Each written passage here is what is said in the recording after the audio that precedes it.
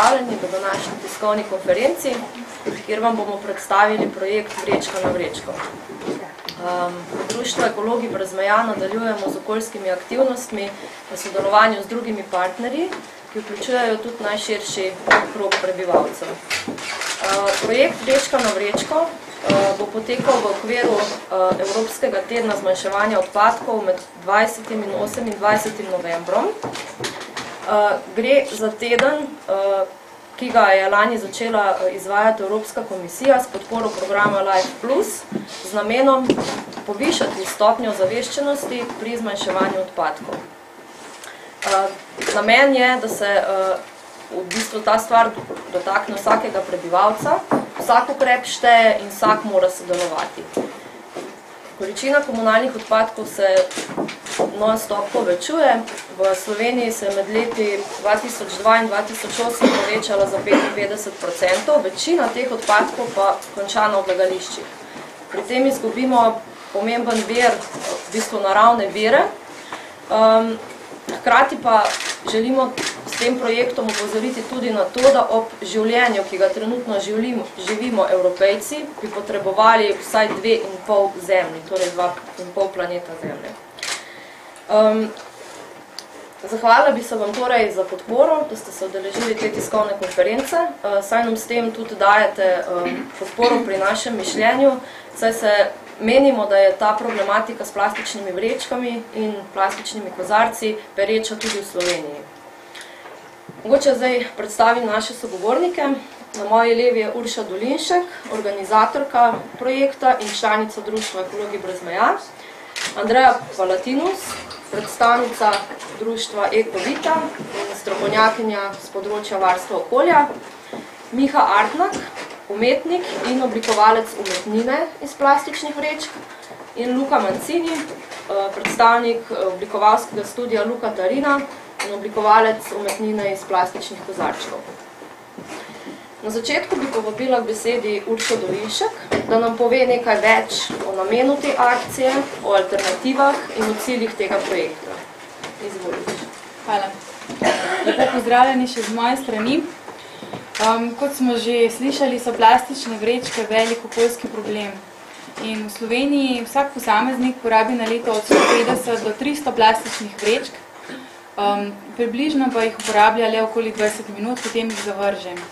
Samo 3 do 4% teh plastičnih vrečk dejansko recikliramo, ostale pokončajo na odlagališčih oziroma v naravi.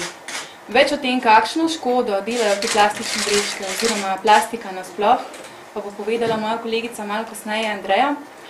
Jaz bi rada poudarila, da se v našem društvu zavzemamo za spremembo na tem področju. In na prvem bi rada izpostavila to, da lahko vsak posameznik zelo veliko naredi že samo s tem, da enostavno plastične vrečke ne uporablja in se odloči za alternativo. Teh je kar veliko, recimo to so košare, vrečke za večkratno uporabo, škatle, ki jih je v trgovinah tudi dovolj. Ker pa vemo, da to ni možno čez noč, je pa mogoče fino, da sledimo kakšnemu zgledu mnogih držav oziroma mest, ki so bila na tem področju že zelo uspešna. Recimo San Francisco mesto se je odločilo, da bo vrečke celo prepovedalo.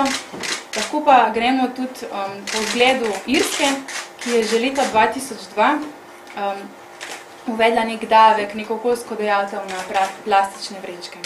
Tukaj bi rada poudarila, da to gre za vrečke, ki so sicer brezplačno na blagajnah. Tako da samo za te vrečke. In oni so bili zelo, zelo uspešni. Že takoj, kmalu potem, ko so uvedli davek, so ugotovili, da je poraba plastičnih vrečk padla za 94%.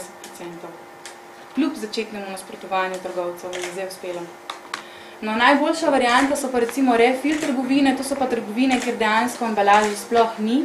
Se pravi, bi vsak posameznik mogel v te trgovine priti svojo embalažo, s svojimi steklenicami, s svojimi posodami.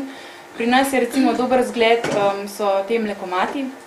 Žal drugih trgovin takšnih zaenkrat pri nas ni. In ker jih ni in ker plastične vrečke zaenkrat so problem in še vedno jih uporabljamo, pa mogoče na koncu svetujemo predvsem to, da ko vrečka ni več uporabna, da jo pravilno recikliramo, torej v zabojniku za embalažo. vsekakor ni za mešane odpadke oziroma še manj za okolje, da jo odvržemo v naravo. Še nekaj besed o samem dogodku bi mogoče povedala. In sicer projekt Vrečka na vrečko, nekako smo si ga zamislili, da je razdeljen na 2 dela. V prvem gre za neko zbiranje tega materiala, osredotočili smo se na začetku na zbiranje materiala v Ljubljani. Od 8. novembra vrtci, šole, fakultete in druge ustanove že zbirajo, se pravi plastične vrečke in pa plastične kozarčke. To so tisti, ki nastanejo kot odpadek pri avtomatih z vodo in pa toplimi napitki. Z 18. novembrom bomo v Ljubljani tudi postavili stojnice na različnih mestih, najprej v BTC-ju in potem na Kongresnem trgu. Te stojnice bodo tudi namenjene zbiranju tega materiala, ne pa samo temu. Predvsem boste lahko dobili na stojnicah vsi posamezniki informacije v zvezi s problematiko plastičnih vrečk in pa vam bomo razložili, kakšne so lahko alternative. Predvsem bi pa rada tukaj izpostavila to, da bomo vsakemu, ki bo prinesel eno celo veliko vrečo plastičnih vrečk, darilo eno vrečko za večkratno uporabo. No, potem z 22. novembrom se bo pa stojnicam na Kongresnem trgu, to je na vogalu z Wolfovo ulico, pridružilo tudi več drugih dogodkov in sicer izpostavila bi ustvarjanje umetnin. Ena umetnina bo nastala iz plastičnih vrečk, druga iz plastičnih lončkov oziroma kozarčkov. Več o tem bosta povedala kasneje kolega Miha in Luka. No in poleg teh umetnin bodo potekale tudi delavnice, kjer bodo lahko tudi mimoidoči sami ustvarili nekaj iz tega materiala. Potekala bo tudi košarka na malo drugačen način. Rada bi pa omenila še, da neka zaključna prireditev, se pravi, kjer bomo razstavili te umetnine, kjer bomo tudi podelili neko simbolično nagrado tistemu zbiratelju, ki je prinesel največ materiala, in pa tudi nek glasbeni dogodek bomo organizirali ob temu zaključku. To bo pa zaključna prireditev v soboto, 27. novembra, tudi na Kongresnem trgu. In rada bi tukaj poudarila, da glede na to, da sem zdaj rekla, da bo to zaključna prireditev, vsekakor to ne pomeni konec tega projekta Vrečka na vrečko, ampak ravno nasprotno, gre za nek začetek, ker se želimo tudi v prihodnosti pač spopadati s tem problemom z vrečkami, s plastičnimi vrečkami, tako da boste verjetno še kaj veliko slišali v nas tudi naslednje leto. Tukaj bi rada sam še pozvala na koncu k mogoče podjetjem, ki bi bila pripravljena tudi ta projekt finančno podpreti, ker mi smo namreč pristopili k temu čisto prostovoljno in če bi pa radi še naprej realizirali projekt oziroma ga širili, bomo pa sigurno rabili tudi kakšno finančno pomoč, tako da dobrodošli. Nekaj smo jih pa tudi že pridobili v tej fazi naših podpornikov, tako da rada bi se vam vsem zahvalila z moje strani, je to. Jaz upam, da nam bo uspelo in verjamem, da nam bo uspelo na tem področju tudi narediti eno veliko spremembo. Hvala.